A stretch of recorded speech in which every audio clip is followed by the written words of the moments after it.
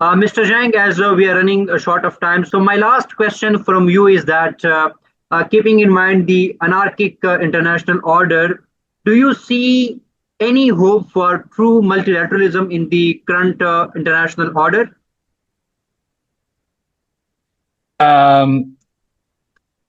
The West, again, the Western skeptics would say the answer is negative, right?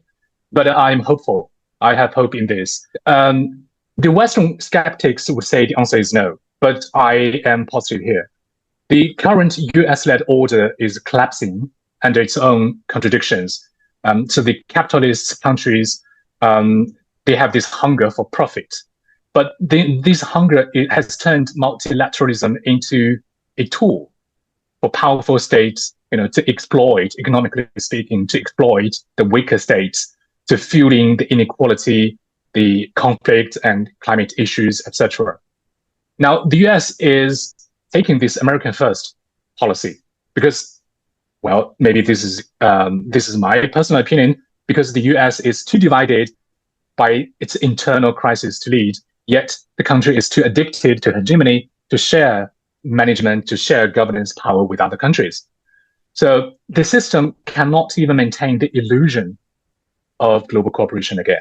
What remains here, what's left is not true multilateralism, but a zero-sum game, a zero-sum scrambling game.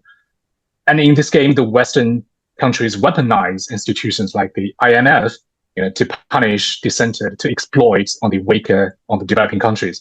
But again, the GSI offers an exit or an alternative.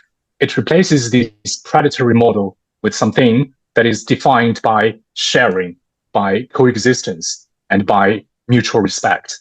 Fragmentation is not the end. I think it's the birth pangs of a fairer world. And one last point, I think it's worth mentioning that a true multipolar world is not necessarily a fragmented world. So multipolarity is different from fragmentation. Multipolarity, when it's done properly, emphasizes fairness, emphasizes shared governance, and emphasizes an inclusive order advocated by the GSI. So the multipolarity advocated by China centers on the UN and opposes any form of divisive dynamics. Thank you so much, Mr. Zhang. Thank you so much. It was such an insightful discussion with you.